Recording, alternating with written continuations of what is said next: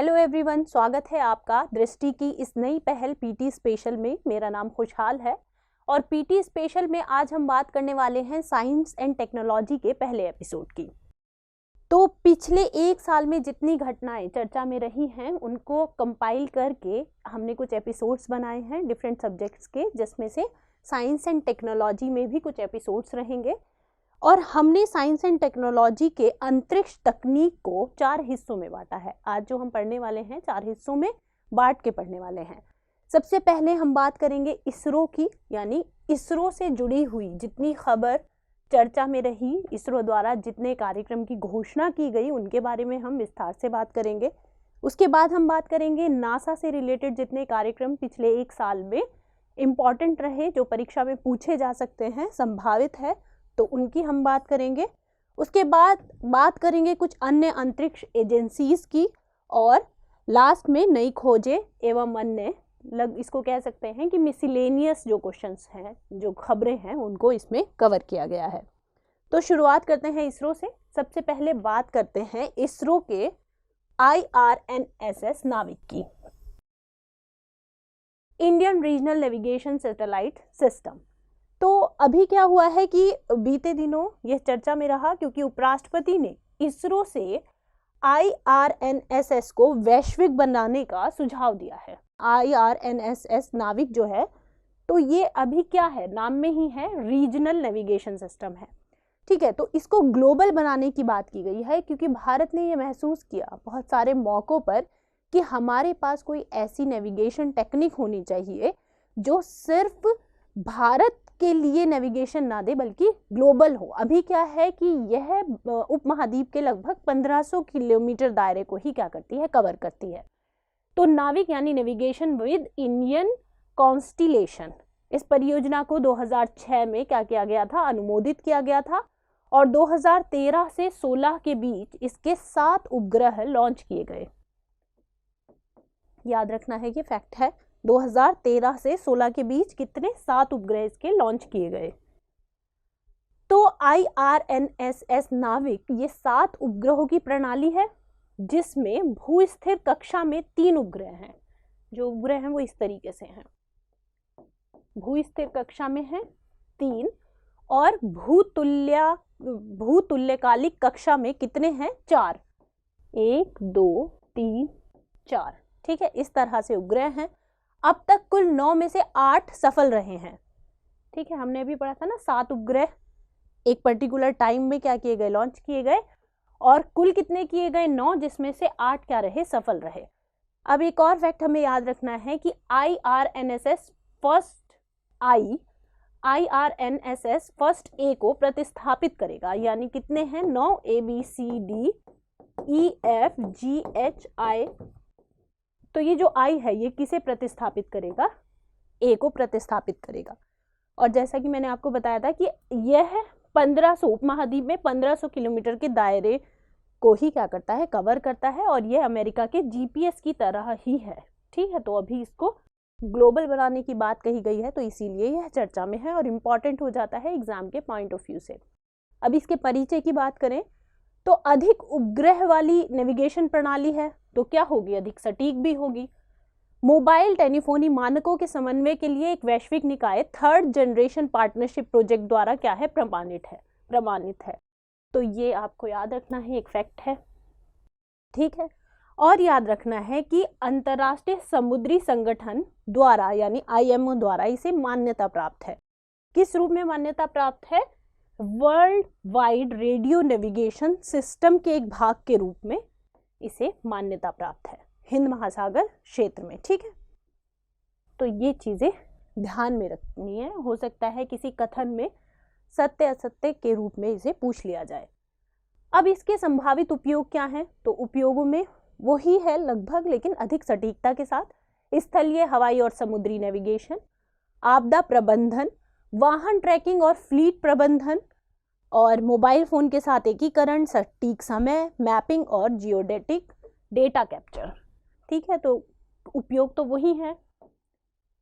अब इसके महत्व की अगर बात करें तो यह 2 तरह की सेवाएं देता है। स्टैंडर्ड पोजीशनिंग सर्विस जो सभी नागरिकों के लिए कॉमन होती है जो, और रेस्ट्रिक्टेड सर्विस जिसे कहते हैं कि ये सिर्फ सैन्य संस्थाओं द्वारा इसका उपयोग किया जा सकता है। ठीक है, तो 2 तरह की सेवाएं होती है, ये दोनों ही तरह की सेवाएं उपलब्ध कराता है। अब बात करते हैं कुछ अन्य नेविगेशन सिस्टम की। जैसे हम जानते हैं जीपीएस किसका है, अमेरिका, इसी तरह ग्लोनास रूस, गैलीलियो यूरोपीय संघ और बाइडू चीन का। जैसे बाइडू भी पहले क्या था, रीजनल सैटेलाइट था, एक रीजनल प्रोग्राम था चीन का, लेकिन उसके बाद उसे क्या किया गया, ग्लोबल किया गया।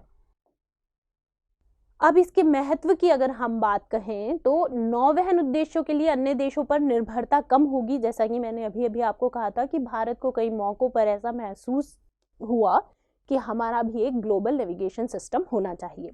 भारत की वैज्ञानिक और तकनीकी प्रगति में क्या होगी, मदद होगी, और देश की संप्रभुता और सामरिक आवश्यकताओं के लिए भी ये महत्वपूर्ण है। हमें किसी पर निर्भर नहीं होना पड़ेगा, और जिस तरह का वैश्वीकरण और वैश्वीकरण के बाद से जिस तरह की स्थितियां हैं, जैसे अभी क्या है, रूस और यूक्रेन के बीच क्या है, युद्ध है, तो अगर कभी संभावनाएं किसी भी तरह की रक्षा से रिलेटेड या कोई भी संभावना भारत के लिए बनती है तो उसमें ये हमें हेल्प करेगा। अप्रैल 2019 में सरकार ने निर्भया मामले के फैसले के अनुसार, ये इंपॉर्टेंट पॉइंट है, इसको ध्यान रखिएगा, ये मार्क कर देती हूँ मैं यहाँ, इंपॉर्टेंट पॉइंट है।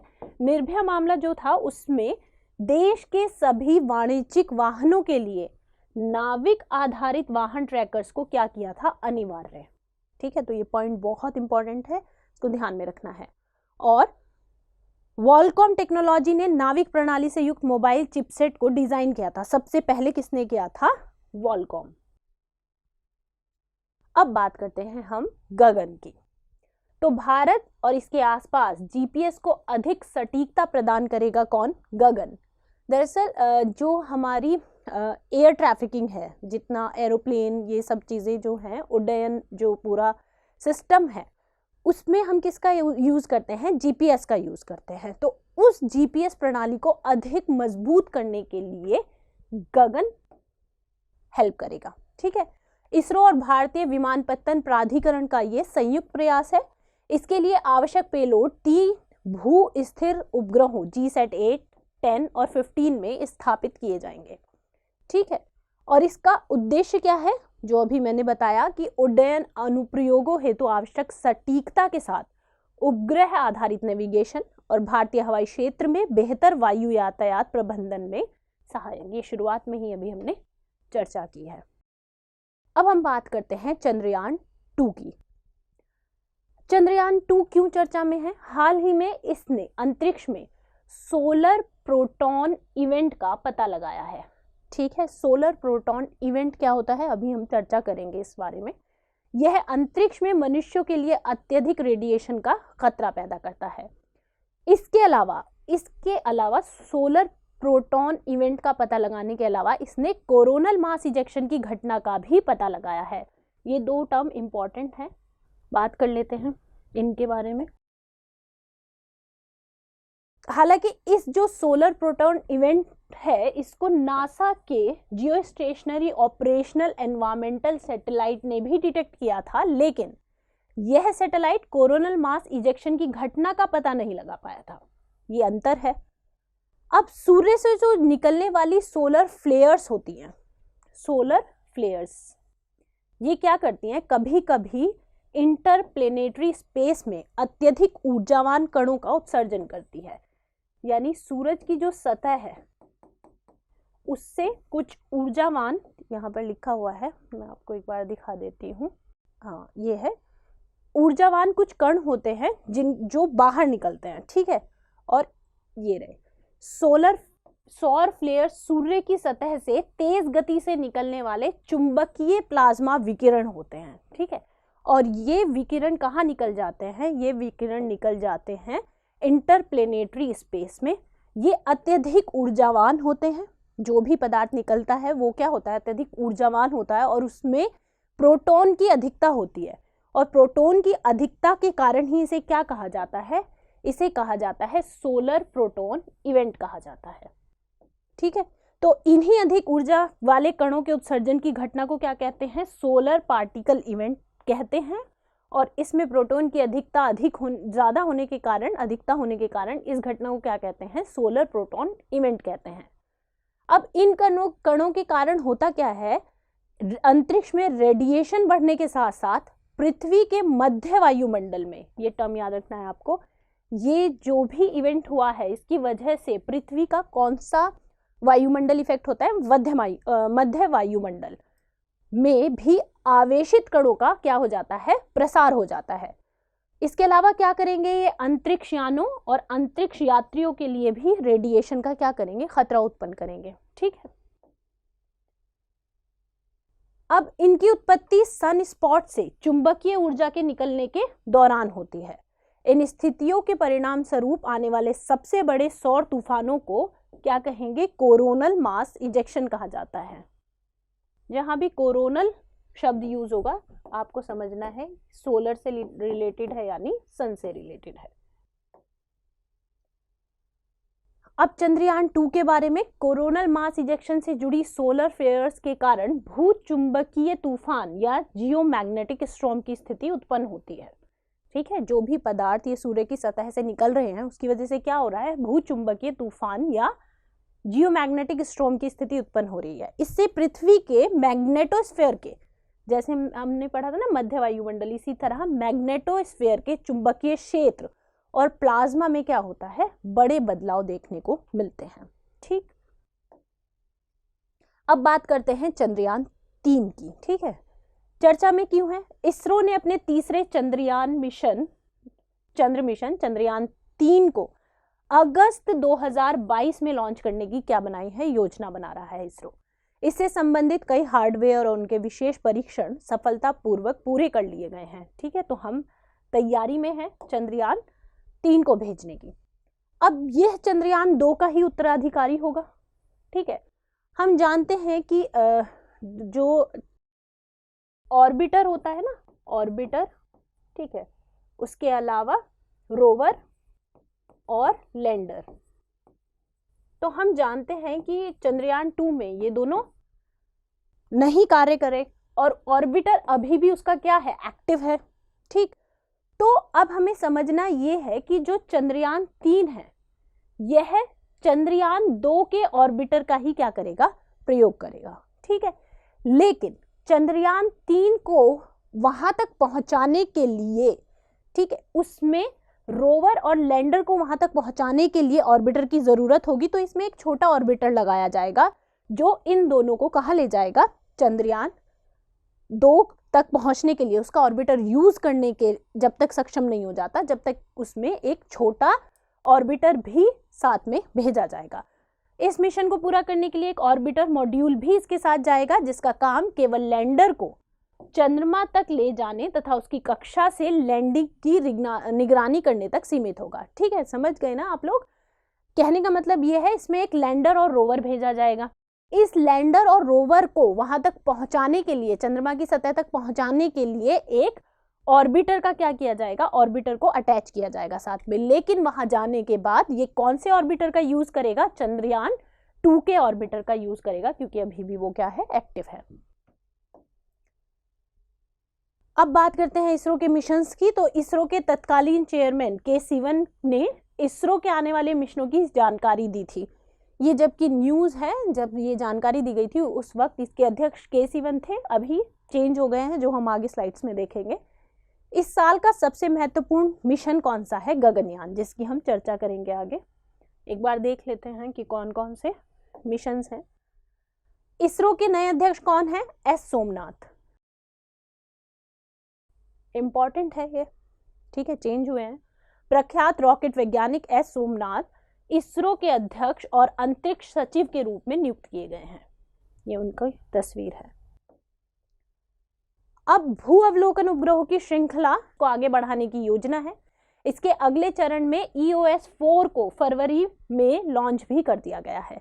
ठीक है, उसके अलावा कौन कौन से मिशन हैं जिनकी हमने अभी बात भी की है, चंद्रयान 3, आदित्य L1 की अभी हम बात करेंगे, और एक्सपोसेट भी इस साल के लॉन्चिंग लिस्ट में शामिल है। नासा तथा इसरो का संयुक्त मिशन निसार, इसकी भी हम आगे बात करने वाले हैं, जो एक रिमोट सेंसिंग सैटेलाइट है, 2023 में लॉन्च होगा। ठीक है, इसके अलावा शुक्र ग्रह के लिए 2 मिशन दिशा और तृष्णा भी लॉन्च करने की क्या है योजना है। आपको याद रखना है दिशा और तृष्णा का संबंध किससे है, शुक्र ग्रह से है।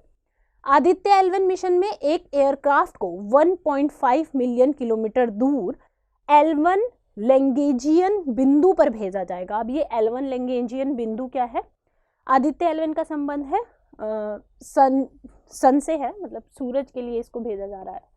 देखिए ये है सूरज और ये है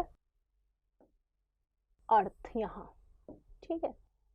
तो जो पॉइंट होते हैं ना वो इस तरीके से हैं, पॉइंट है ऐसे, यहाँ है L1, यहाँ है L2, यहाँ है L3, यहाँ है L4 और यहाँ है L5, ठीक है। तो अगर कोई सैटेलाइट यहाँ लगाया जाएगा तो उसमें बार बार क्या होगा, अलग अलग ग्रह आएंगे, ठीक है। उसकी वजह से हमेशा सूरज पे क्या होगा, निगरानी नहीं रखी जा सकती। तो इस पॉइंट को L1 कहते हैं। और इस पॉइंट की एक और खासियत होती है कि इस स्थान पर इसी को क्या कहते हैं, लैंग्रेजियन बिंदु कहते हैं, जहां पर नेट ग्रेविटेशनल फोर्स और सैटेलाइट पर लगने वाली जो सेंट्रीपिटल फोर्स है वो एक दूसरे को क्या कर देती है, संतुलित कर देती है। और यहाँ से क्या होगा, इस पर हर वक्त निगरानी रखना आसान होगा। इसके साथ ही इस पर क्या होगा, ग्रहण आदि का प्रभाव देखने को नहीं मिलता। क्यों नहीं मिलता, क्योंकि इनके बीच में अगर कोई छोटी मोटी चीजें आती हैं तो आती हैं, अदरवाइज क्या है, रास्ता बिल्कुल साफ है। यह अंतरिक्ष में सूर्य के अध्ययन के लिए एक उपयुक्त स्थान है। L1 जो बिंदु है बिल्कुल उपयुक्त स्थान है, ठीक है। तो ये तो बात हो गई आदित्य की और हमने L1 बिंदु की चर्चा कर ली। एक्सपोसैट मिशन खगोलीय घटनाओं के ध्रुवीकरण का अध्ययन करने से संबंधित है। फैक्ट है, एक पॉइंट है, बस याद रखना है आपको, ठीक है। अब बात करते हैं मोस्ट इंपॉर्टेंट गगनयान मिशन की। तो गगनयान मिशन चर्चा में क्यों है, केंद्रीय परमाणु ऊर्जा और अंतरिक्ष मंत्री ने क्या कहा कि चालक दल युक्त गगनयान मिशन को वर्ष 2023 में लॉन्च किया जाएगा, ठीक है। इसमें इंपॉर्टेंट क्या है, चालक दल युक्त होगा गगनयान मिशन, ठीक है। यह देश का पहला अंतरिक्ष स्टेशन 2023 तक स्थापित करने की भी संभावना बताई जा रही है भारत के द्वारा। अब इस मिशन में होगा क्या, गगनयान मिशन में तो 3 अंतरिक्ष अभियानों को कक्षा में भेजा जाएगा, ठीक है। 3 अभियान होंगे जिनमें से 2 होंगे फर्स्ट सेकंड मानव रहित, ये मानव रहित होंगे, और तीसरे में मानव को भेजा जाएगा, ठीक है। एक मानव युक्त होगा। ऑर्बिटल मॉड्यूल कहे जाने वाले मानव अंतरिक्ष उड़ान कार्यक्रम में एक महिला सहित 3 भारतीय अंतरिक्ष यात्री होंगे। आपको याद रखना है कि जो मानव युक्त है उसमें टोटल मेंबर 4 हैं, जिसमें से एक क्या होंगी, महिला होंगी, ये इंपॉर्टेंट है। यह मिशन 5 से 7 दिनों की अवधि में पृथ्वी से 300-400 किलोमीटर की ऊंचाई पर लो अर्थ ऑर्बिट में पृथ्वी का चक्कर लगाएगा, ठीक है। इस लॉन्च के साथ भारत रूस, अमेरिका, चीन आदि राष्ट्रों के क्लब में शामिल होगा, ठीक है, क्योंकि ये देश ऐसा कर चुके हैं पहले। अब पेलोड में कौन शामिल होगा, क्रू मॉड्यूल होगा जो मानव को ले जाने वाला अंतरिक्ष यान है। दूसरा होगा सर्विस मॉड्यूल, 2 तरल प्रणोदक इंजनों द्वारा संचालित होगा और आपातकालीन निकास के लिए आपातकालीन मिशन एबॉर्ट व्यवस्था से लैस होगा। यानी अगर कभी आपातकाल की स्थिति बनती है तो ये क्रू मॉड्यूल, जिसमें कि क्या होंगे, मानव है, जिसमें अंतरिक्ष यात्री होंगे, वो इजीली अर्थ पे वापस बुलाया जा सके, उसकी इसमें व्यवस्था होगी। अब गगनयान के लॉन्च के 3 चरणों वाले GSLV मैक 3 का उपयोग किया जाएगा, जो भारी उपग्रहों की लॉन्चिंग में सक्षम है, ठीक है। इसका प्रयोग किया जाएगा मैक 3 का। GSLV मैक 3 को लॉन्च व्हीकल मार्क 3 या LVM-3 भी कहा जाता है। ये इसके दूसरे नाम है GSLV मार्क 3 के। अब गगनयान के प्रमुख मिशन क्या होंगे, क्रू एस्केप सिस्टम प्रदर्शन के लिए टेस्ट व्हीकल फ्लाइट, ठीक है, व्योममित्र नामक अंतरिक्ष यात्री मानव रोबोट, और अंततः वर्ष 2023 में चालक दल युक्त गगनयान मिशन। यानी पहले खाली भेजा जाएगा, उसके बाद रोबोट को भेजा जाएगा, उसके बाद अंततः मानव को इस मिशन के अंतर्गत भेजा जाएगा अंतरिक्ष में, ठीक है। अब गगनयान मिशन का महत्व क्या है? यह देश में विज्ञान एवं प्रौद्योगिकी स्तर को बढ़ाने तथा युवाओं को प्रेरित करने का काम करेगा। ठीक है, गगनयान मिशन में विभिन्न एजेंसीज, प्रयोगशाला, उद्योग और विभागों को शामिल किया जाएगा। इसके अलावा जो इम्पोर्टेंट पॉइंट है वह यह है कि हाल ही में सरकार ने अंतरिक्ष क्षेत्र में निजी भागीदारी को बढ़ावा देने हेतु किए जा रहे सुधारों के क्रम में एक नए संगठन इन स्पेस के गठन की घोषणा की है। तो इन स्पेस क्या है? निजी भागीदारी से संबंधित है। अब बात करते हैं हम GSAT-7 उपग्रह श्रृंखला की। चर्चा में क्यों है? हाल ही में रक्षा मंत्रालय ने GSAT-7B उपग्रह हेतु स्वीकृति प्रदान की। हम जानते हैं कि इससे पहले 7A क्या है, हमारे पास ऑलरेडी है, और जो ये 7B है ये थल सेना को समर्पित है। थल सेना, यह उपग्रह भारतीय सेना के लिए एक समर्पित उपग्रह है। यह उपग्रह भारतीय सेना को सीमावर्ती क्षेत्रों में अपनी निगरानी बढ़ाने में क्या करेगा? मदद करेगा। वर्तमान में भारत के पास केवल 2 समर्पित सैन्य उपग्रह हैं। कौन कौन से? GSAT-7 रुक्मिणी, जो किसे समर्पित है? नौसेना को, और G7 इसका नाम है रुक्मिणी। GSAT-7A एंग्री बर्ड जिसका नाम है, और यह भारतीय वायुसेना द्वारा प्रयुक्त किया जाता है। तो इसी क्रम में आगे 7B जो थल सेना के लिए।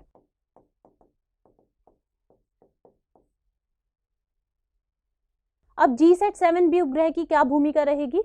अभी तक भारतीय सेना GSAT-7A और अन्य उपग्रहों पर क्या थी? निर्भर थी। इस नई अत्याधुनिक तकनीक से सेना की क्षमता में क्या होगी? महत्वपूर्ण वृद्धि होगी। जाहिर सी बात है, हमें एक नया उपग्रह मिलेगा तो हमें फायदा होगा। यह सैन्य उपग्रह फेल सेफ स्थिति में सुरक्षित संचार सहायता प्रदान करने में मददगार होगा। फेल सेफ का मतलब है कि जब कम्युनिकेशन का कोई भी माध्यम नहीं रहेगा, सब चीजें अगर एक टाइम पर फेल भी हो जाती है तो ये क्या करेगा? काम करेगा। GSAT-7B मुख्य रूप से सेना की संचार जरूरतों को क्या करेगा? पूरा करेगा। सेना के रेडियो संचार उपकरणों की विशाल श्रृंखला एक ही मंच के तहत आएगी। ठीक है। अच्छा, अब GSAT-7 जो उपग्रह है, इस पूरी श्रृंखला की अगर हम बात करें तो सैटेलाइट की क्या भूमिका है?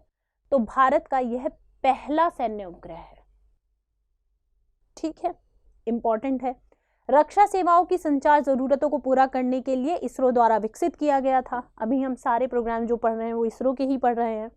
यह सैन्य संचार जरूरतों के लिए सेवाओं की एक श्रृंखला प्रदान करता है।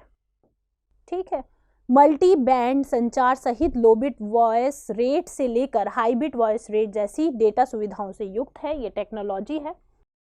अब GSAT-7 सैटेलाइट की और क्या भूमिका है? अच्छा, अब कुछ पॉइंट याद रखने हैं आपको कि जो GSAT है, GSAT-7, 7A, ठीक है, इनकी लॉन्चिंग जो पोजीशन है वो देख लेनी है। कौन कहाँ से लॉन्च हुआ है? हो सकता है सवाल यही बन जाए कि 7 कहाँ से लॉन्च हुआ है, 7A कहाँ से हुआ है। ठीक है, तो अगस्त 2013 में फ्रेंच गुयाना के कोरो से एरियन 5 रॉकेट के द्वारा क्या किया गया था? इसको लॉन्च किया गया था। ठीक है, एक पर्टिकुलर 4000 के बाद जितना भी इससे ज़्यादा जो भार की होते हैं उनको हम यहाँ से लॉन्च नहीं करते, बल्कि कहाँ से करते हैं? फ्रेंच गुयाना से लॉन्च करते हैं। भारतीय नौसेना द्वारा संचार से संबंधित अपनी ज़रूरतों के लिए, तो ये किससे संबंधित है? GSAT-7 नौसेना से, ये याद रखना है। ठीक, उसके बाद सब ये एक पॉइंट है, आप इसको देख लीजिए। अब GSAT-7A उपग्रह की भूमिका देखें तो ये वर्ष 2018 में कहाँ से? श्रीहरिकोटा आंध्र प्रदेश के सतीश धवन अंतरिक्ष केंद्र से इसे लॉन्च किया गया था। तो ये डिफरेंस है दोनों में। ठीक है, यह वायुसेना के ग्राउंड रेडार स्टेशन, एयरबेस और airborne early warning and control aircraft के बीच संपर्क बढ़ाने में क्या है? मददगार है। उसके अलावा ड्रोन के उपग्रह नियंत्रित संचालन में भी मददगार है। अब एक और पॉइंट आपको याद रखना है कि IAF के लिए GSAT-7C, अभी तक B की बात हुई थी, इस उपग्रह को भी एक प्रस्ताव द्वारा DAC यानी डिफेंस एक्विजिशन काउंसिल ने वर्ष 2021 में मंजूरी दी थी। यानी हो सकता है नेक्स्ट ईयर हम इसके बारे में चर्चा कर रहे हों, जैसे आज हम 7B के बारे में चर्चा कर रहे हैं। तो ये एक इम्पॉर्टेंट पॉइंट है कि इसको मंजूरी मिल चुकी है। भारत के पास अन्य प्रकार के सैन्य उपग्रह कौन कौन से हैं? तो EMISAT है, इलेक्ट्रोमैग्नेटिक इंटेलिजेंस गैदरिंग सैटेलाइट है, जो अप्रैल 2020 में PSLV C445 के माध्यम से इसे लॉन्च किया गया था। इसमें कौटिल्य नामक एक इलेक्ट्रॉनिक इंटेलिजेंस पैकेज है, ठीक है। ग्राउंड आधारित रडार को इंटरसेप्ट करने में यह सक्षम है और पूरे भारत में इलेक्ट्रॉनिक निगरानी में क्या है, सक्षम है। उसके अलावा reset 2BR1 synthetic aperture radar imaging उपग्रह है, इमेजिंग उपग्रह दिसंबर 2019 में इसे श्रीहरिकोटा से लॉन्च किया गया था। ये सारी लॉन्चिंग साइट्स आपको याद रखनी है कि कौन कहाँ से लॉन्च किया गया। अब बात करते हैं निसार की। जैसा कि मैंने आपको कहा था कि निसार इसरो और नासा का एक संयुक्त प्रोग्राम है, प्रयास है, जो आने वाले टाइम में लॉन्च किया जाएगा। इसरो के संयुक्त प्रयास से भेजा जाएगा। यह उपग्रह बहुत छोटे वस्तु की गतिविधि का अवलोकन करने में सक्षम होगा और इसे वर्ष 2022 में लॉन्च किया जाएगा, ऐसा प्रस्तावित है। अब Nisar means NASA ISRO synthetic aperture radar, और यह एक क्या है, रिमोट सेंसिंग सैटेलाइट है, ठीक है। पृथ्वी की सतह में होने वाले परिवर्तनों को मापने में सक्षम होगा, उच्च रेजोल्यूशन छवियों को प्राप्त करने में एक तकनीक से युक्त है, बादलों और अंधेरों को भी भेदने में सक्षम है, अर्थात किसी भी मौसम में दिन और रात किसी भी समय डेटा एकत्रित करने में सक्षम है। ऐसा कहा जा रहा है कि ये अब तक का बेस्ट रिमोट सेंसिंग सैटेलाइट है। यह एक एक्टिव सैटेलाइट है। एक्टिव सैटेलाइट किसे कहते हैं? एक्टिव सैटेलाइट उसे कहते हैं जो इमेजेस लेने के लिए उसको जो लाइट चाहिए वो उसके लिए सन पर अगर डिपेंड नहीं है, सूरज पर निर्भर नहीं है, सूरज के प्रकाश पर, तो उसे एक्टिव सैटेलाइट कहते हैं। कार्य क्या करेगा? यह 3 वर्षीय मिशन है। यह 12 दिनों में पृथ्वी की सतह का चक्कर लगाएगा, ठीक है। अब 12 दिनों में पृथ्वी की सतह का पूरा एक चक्कर लगा लेगा और पृथ्वी की सतह, बर्फ की चादर, समुद्री बर्फ के दृश्यों का चित्रण करेगा, जो हमें बहुत सारी चीज़ों की जानकारी देगा। डिफॉरेस्टेशन, ग्लोबल वार्मिंग, उन सब के बारे में हमें जानकारी आसानी से मिल पाएगी। अच्छा, इसमें नासा की भूमिका क्या है और इसरो की भूमिका क्या है? तो नासा उपग्रह में प्रयोग किए जाने हेतु एक रडार, विज्ञान डेटा, GPS रिसीवर और एक पेलोड डेटा सब सिस्टम के लिए उच्च दक्षता वाला संचार उपतंत्र प्रदान करेगा। ये सारी चीजें कौन प्रदान करेगा? नासा। निसार नासा द्वारा लॉन्च किए गए अब तक के सबसे बड़े रिफ्लेक्टर एंटीना से लैस होगा। Important point again. और इसरो की क्या भूमिका रहेगी? तो इसरो द्वारा इसमें स्पेस क्राफ्ट बस यानी अंतरिक्ष यान बस दिया जाएगा। दूसरे प्रकार के रडार जिसे, ठीक है, एस बैंड रडार कहा जाता है, वो इसरो द्वारा उपलब्ध कराया जाएगा। लॉन्च वाहन और संबद्ध लॉन्च सेवाएं किसके द्वारा उपलब्ध कराई जाएगी? इसरो के द्वारा। ये बहुत इंपॉर्टेंट पॉइंट है। अब निसार जो है उसका प्राथमिक लक्ष्य क्या है कि पृथ्वी की सतह पर होने वाले सूक्ष्म परिवर्तनों की क्या करेगा? निगरानी करेगा। संभावित ज्वालामुखी विस्फोटक के बारे में चेतावनी दे सकता है। हम जानते हैं कि ज्वालामुखी के बारे में बताना बहुत आसान नहीं होता है, लेकिन संभावित चेतावनी दे सकता है। इसके अलावा भूजल आपूर्ति की निगरानी में मदद करेगा, जो हमारे लिए बहुत अच्छा है, ठीक है, जो हमारे ड्रेनेज सिस्टम और एग्रीकल्चर में भी हम जिसका यूज कर पाएंगे। बर्फ की चादरों के पिघलने की दर की निगरानी करेगा। जैसा मैंने कहा कि एनवायरमेंट से जुड़ी हुई बहुत सारी चीज़ों के लिए बहुत ज़रूरी है निसार। अब बात करते हैं सेमी क्रायोजेनिक प्रोपेलेंट टैंक की। चर्चा में क्यों है? हाल ही में हिंदुस्तान एयरोनॉटिक्स लिमिटेड ने भारतीय अंतरिक्ष अनुसंधान संगठन यानी इसरो को अब तक का सबसे भारी सेमी क्रायोजेनिक प्रोपेलेंट टैंक प्रदान किया, ठीक है। आपको जहां भी लगेगा आप स्क्रीनशॉट ले लीजिएगा, इसीलिए मैं थोड़ा साइड में खड़ी हुई हूं ताकि जहां आपको ज़रूरत हो आप स्क्रीनशॉट ले पाएं। तो सेमी क्रायोजेनिक प्रोपेलेंट टैंक क्या होता है? सेमी क्रायो लिक्विड ऑक्सीजन के विषय में हम सबसे पहले बात करते हैं कि जो GSLV मैक 3 में पेलोड क्षमता को बढ़ाने के उद्देश्य से जो शुरू किए गए प्रयास हैं, उसी का एक हिस्सा है सेमी क्रायो लिक्विड ऑक्सीजन और semi cryogenic propellant. GSLV mark 3 ISRO द्वारा विकसित 3 चरणों वाला प्रक्षेपण यान है, जिसमें 2 सॉलिड स्ट्रैप ऑन है, एक कोल्ड लिक्विड बूस्टर है और एक क्रायोजेनिक अपर स्टेज है। आपने स्टैटिक पार्ट में, मुझे उम्मीद है, ये सारी चीज़ें पढ़ी होंगी। Semi cryogenic propellant tank cryogenic engine की अगर हम बात करें क्रायोजेनिक इंजन प्रक्षेपण वाहनों का अंतिम चरण है। ईंधन के रूप में क्रायोजेनिक्स का उपयोग किया जाता है। क्रायोजेनिक्स का आशय बेहद कम तापमान से होता है, ठीक है। क्रायोजेनिक का मीनिंग ही है कि बहुत ज्यादा कम तापमान, लगभग -50 डिग्री से भी नीचे, ठीक है। तो तरल ऑक्सीजन -183 डिग्री और तरल हाइड्रोजन -253 डिग्री सेंटीग्रेड।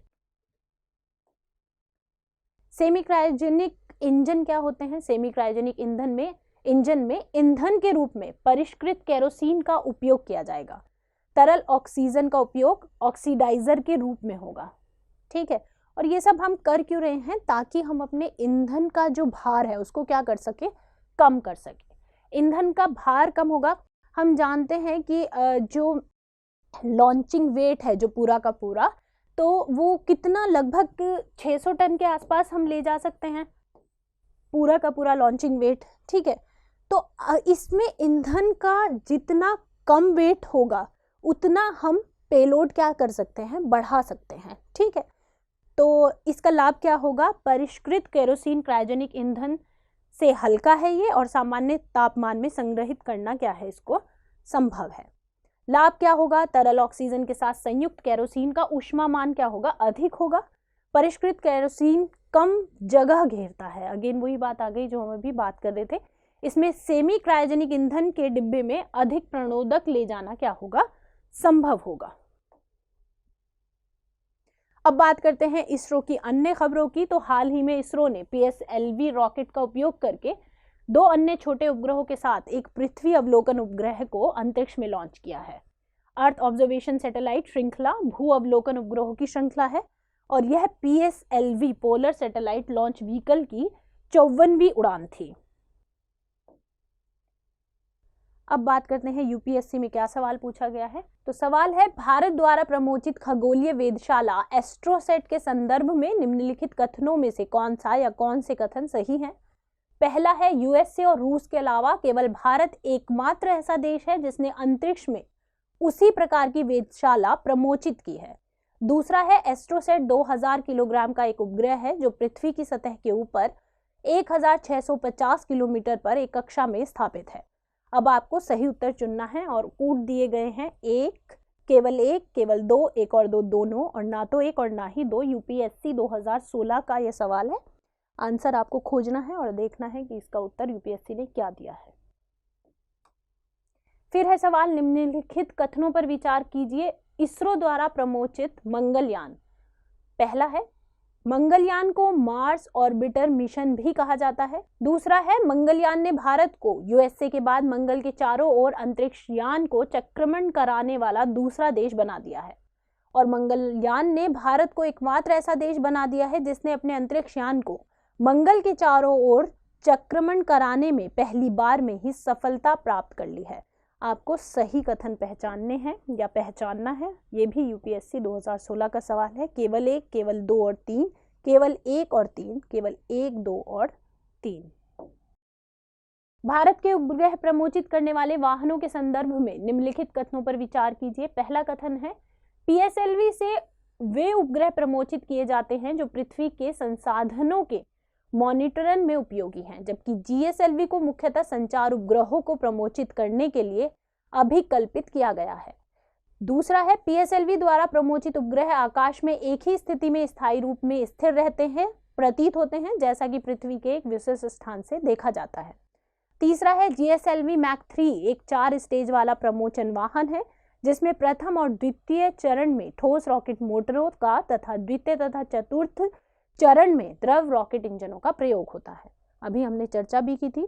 तो सही कथन पहचानने हैं। यूपीएससी 2018 का ये सवाल है।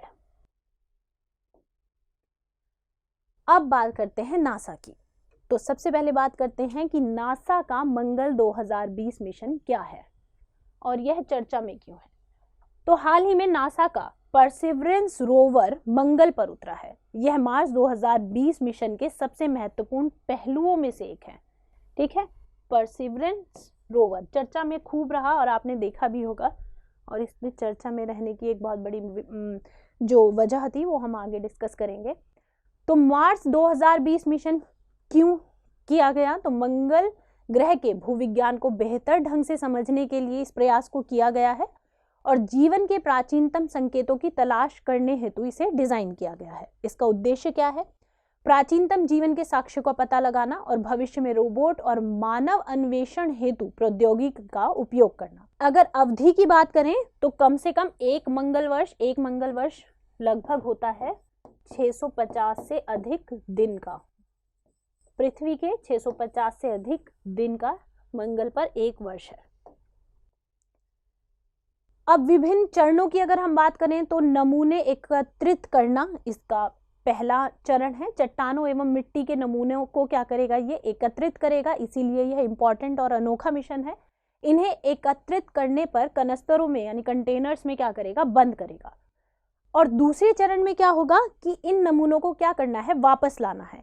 एक मार्स फेच रोवर ESA द्वारा निर्मित मंगल की सतह पर उतरकर नमूनों को वापस पृथ्वी पर लाएगा। देखिए कितना इंटरेस्टिंग है कि पहले ये मिशन भेजा गया है। इस मिशन का काम क्या है कि ये वहाँ पर डिफरेंट जो सैंपल्स हैं उनको क्या करेगा? कलेक्ट करेगा। कलेक्ट करके उसको सेफ कहीं रखना भी होगा, क्योंकि उसे किससे बचाना है? मंगल पर आने वाले तूफानों से उनकी हमें क्या करनी पड़ेगी? रक्षा करनी पड़ेगी।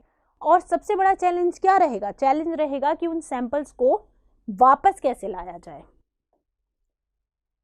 ठीक है, तो नमूनों को मार्स एसेंट व्हीकल में स्थानांतरित किया जाएगा जो ऑर्बिटर के साथ क्या होगा? जुड़ा होगा। और फाइनली ऑर्बिटर एकत्रित नमूनों को वापस क्या करना है? पृथ्वी पर लाना है। और परसिवरेंस रोवर के बारे में बात करें तो परसिवरेंस अत्यधिक उन्नत, महंगी और परिष्कृत चलायमान प्रयोगशाला है। ठीक है, और यह पिछले मिशनों से कई मायनों में भिन्न है, क्योंकि हम इसमें क्या कर रहे हैं? हम इसमें सैंपल कलेक्शन कर रहे हैं। यह महत्वपूर्ण चट्टानों और मिट्टी के नमूनों की खुदाई करने में सक्षम है। ठीक है, क्योंकि अगर सैंपल हमें कलेक्ट करना है, ठीक है, तो इस मिशन में इस लेबोरेटरी को इस तरह से तैयार किया गया है कि वो मंगल पे क्या करेगी? सैंपल इकट्ठे करने के लिए चट्टानों की खुदाई भी करनी पड़ेगी। उन्हें एकत्रित करने में सक्षम है। उन्हें मंगल की सतह पर एक गुप्त स्थान पर सुरक्षित रखने में सक्षम है। ठीक है, यह ज़ेज़ेरो क्रेटर के निकट लैंड किया था। ठीक है, ये इंपॉर्टेंट है। ज़ेज़ेरो क्रेटर के पास इसको लैंड कराया गया। ठीक है, तो गुप्त स्थान पर रखने का क्या मतलब है? ताकि इसे सुरक्षित रखा जा सके। जितने भी मंगल पर तूफान आते होंगे उनसे इस जो भी हमारे सैंपल्स हैं जिनको कलेक्ट करेगा ये, उसको सुरक्षित रखा जा सके।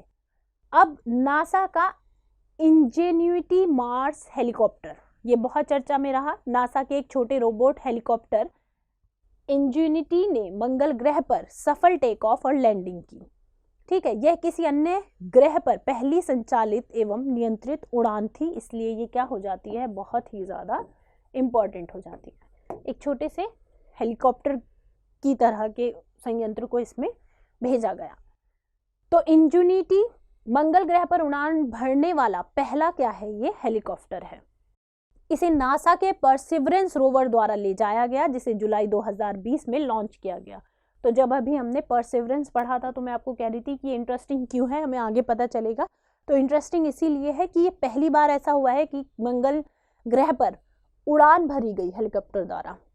तो इंजेन्युइटी काउंटर रोटेटिंग ब्लेड का उपयोग करके उड़ने में सक्षम है। ये आपको याद रखना है कि इसमें काउंटर रोटेटिंग ब्लेड लगे हुए हैं। काउंटर रोटेटिंग जो ब्लेड होते हैं उन्हें बहुत अच्छा माना जाता है हेलीकॉप्टर टेक्नोलॉजी में। ठीक है, तो उसी का इसमें प्रयोग किया गया है। वायरलेस संचार प्रणाली से युक्त तथा कंप्यूटर नेविगेशन सेंसर और 2 कैमरों से सुसज्जित है। ठीक है, ये सारी सुविधाएं हैं इसमें। यह सौर ऊर्जा संचालित तथा अपने आप चार्ज होने में सक्षम है। ये तो पॉसिबल, इसमें पॉसिबिलिटी हो ही सकती थी कि डिस्चार्ज हो गया, तो फिर आगे की चीज़ें कैसे पॉसिबल हो पाएंगी? तो उसके लिए इसके अंदर क्या है? ये सौर ऊर्जा से संचालित है और खुद ही क्या हो जाता है? Auto charge. इस मिशन का उद्देश्य क्या है कि प्रयोगात्मक हेलीकॉप्टर तथा रोवर के मूल मिशन से पूरी तरह स्वतंत्र है। उन स्थानों की सतह से नमूने एकत्रित करने में मददगार जहां रोवर नहीं पहुंच सकता। ठीक है, और इस उड़ान का अपना भी एक महत्व है कि ये पहली बार देखा गया कि मंगल पर अगर हेलीकॉप्टर जा सकता है तो आगे की संभावनाएं बहुत ज़्यादा विस्तार ले लेंगी। इसके प्रायोगिक परीक्षण उड़ानों से भविष्य के मंगल मिशंस के लिए छोटे हेलीकॉप्टर्स की भूमिका के बारे में निर्णय लेने में क्या होगी, मदद होगी। अब बात करते हैं वाइपर रोवर की। चर्चा में क्यों है? नासा ने चंद्रमा की सतह पर और उसके नीचे बर्फ आदि की तलाश के लिए वर्ष 2023 के अंत में अपने पहले मोबाइल रोबोट को भेजने की घोषणा की है। ठीक है, तो वाइपर किससे रिलेटेड है? मून से। आर्टेमिस मिशन के हिस्से के रूप में volatiles investigating polar exploration rover को चंद्रमा पर भेजा जाएगा, ये इसकी फुल फॉर्म है।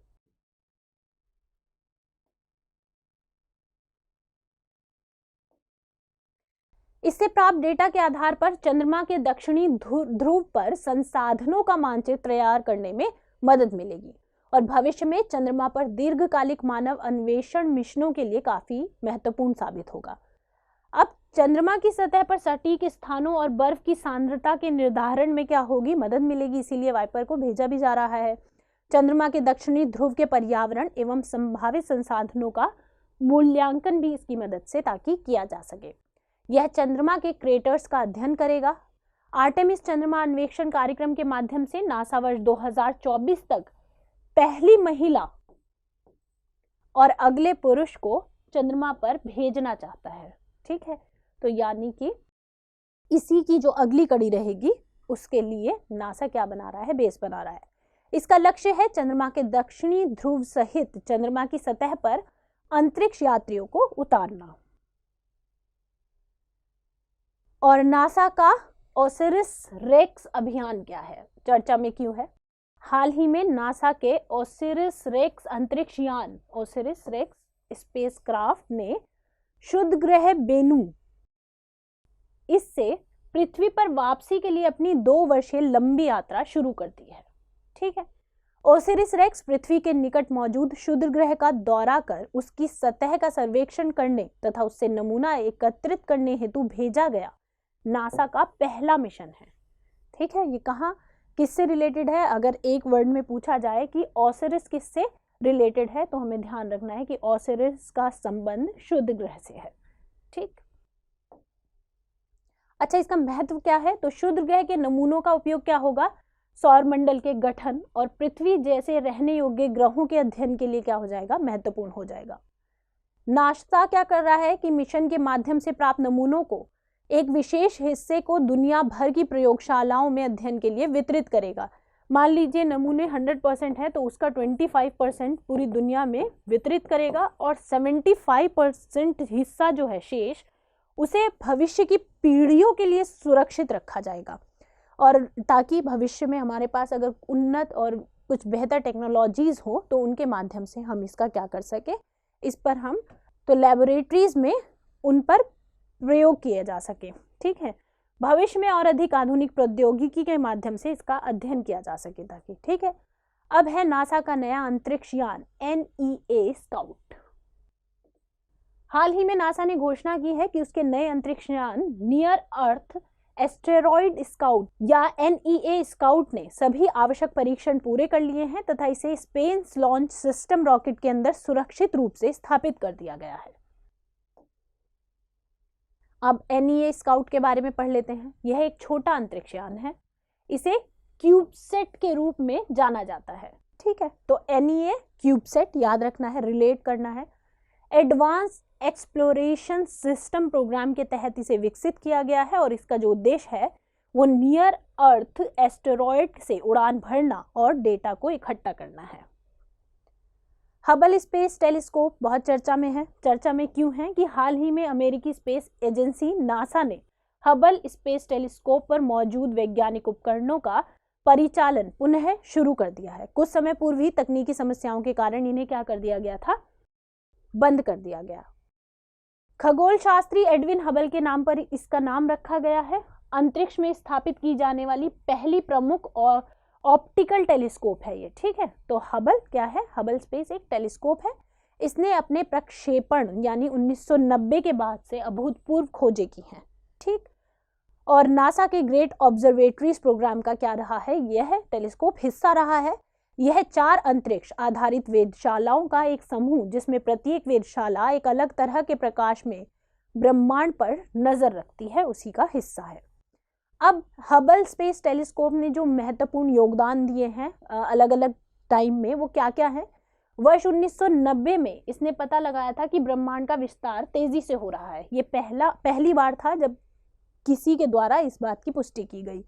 2 बौने आकाश गंगाओं के मिलन 1998 में इसने इसको कैद किया था। इसने वर्ष 2014 में मंगल के साथ C/2013 A1 नामक धूमकेतु की टक्कर को कैद किया था। धूमकेतु तो समझते हैं ना, पुच्छल तारा टाइप। वर्ष 2016 में एक प्राचीन धूमकेतु 332 P/IKEYA मुराकामी के विघटन की भी इन्होंने क्या ली थी? तस्वीरें ली थी। ठीक है, तो जेम्स वेब स्पेस टेलीस्कोप को इसका उत्तराधिकारी माना जा रहा है। ठीक है, ये याद रखना है आपको। तो हबल स्पेस टेलीस्कोप का उत्तराधिकारी कौन है? James Webb space telescope. ये याद रखना है, ये इंपॉर्टेंट है। अब बात करते हैं जेम्स वेब स्पेस टेलीस्कोप की। हाल ही में जेम्स वेब स्पेस टेलीस्कोप को कक्षा में क्या किया गया है? प्रक्षेपित किया गया है, इसलिए चर्चा में है। नासा का सबसे शक्तिशाली इंफ्रारेड टेलीस्कोप है ये। ठीक, हबल टेलीस्कोप का उत्तराधिकारी है जो इसकी खोजों का क्या करेगा? विस्तार करेगा।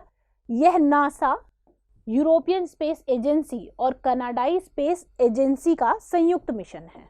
ठीक है, तो ये 3 स्पेस एजेंसीज आपको याद रखनी है। ठीक, यह मानव की ब्रह्मांड की उत्पत्ति तथा उसमें मानव के स्थान को समझने में क्या करेगा? मदद करेगा। और यह एक्सोप्लैनेट्स यानी बहिर्ग्रहों के वायुमंडल का क्या करेगा? अध्ययन करेगा। लक्ष्य क्या है? बिग बैंग के बाद बनने वाली पहली आकाशगंगा की खोज करना इसका लक्ष्य है। यह पता करना इसका लक्ष्य है कि आकाशगंगाएं अपने गठन से अब तक कैसे विकसित हुई हैं। शुरुआत से लेकर ग्रह प्रणालियों के निर्माण तक तारों के निर्माण का निरीक्षण करना इसका लक्ष्य रहेगा और ग्रह प्रणालियों के भौतिक और रासायनिक गुणों को मापना तथा ऐसी प्रणालियों में जीवन की संभावनाओं की जांच करना इसके लक्ष्यों में शामिल है। अब बात करते हैं लैंडसैट 9 चर्चा में क्यों है? हाल ही में नासा ने earth observation monitoring satellite launch किया है।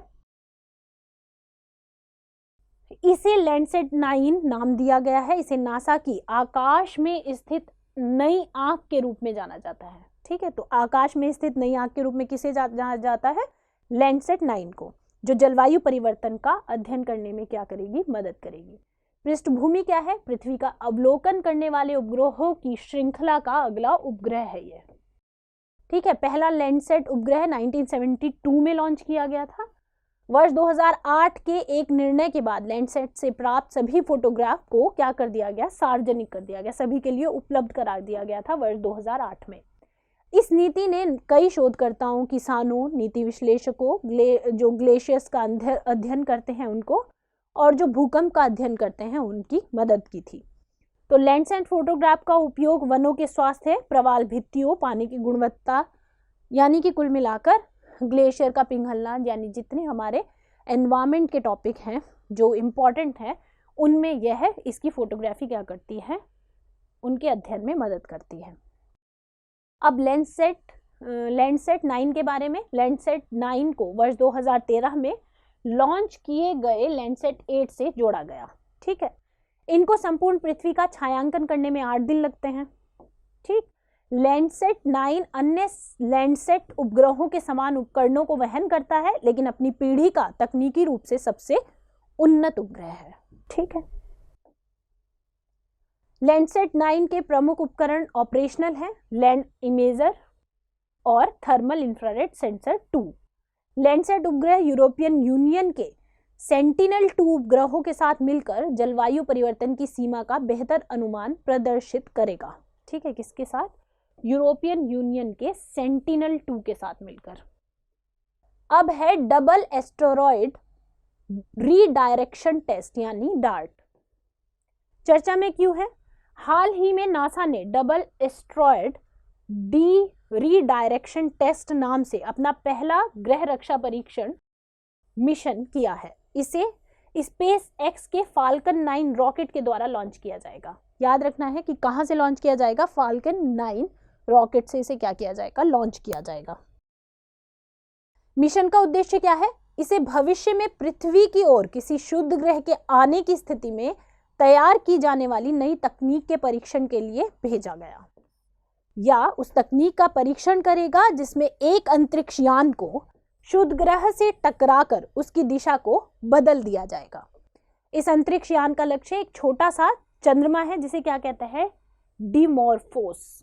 ठीक है, तो याद रखना है आपको, डबल एस्ट्रॉयड रीडायरेक्शन टेस्ट का जो संबंध है वो डिमॉर्फोस से है।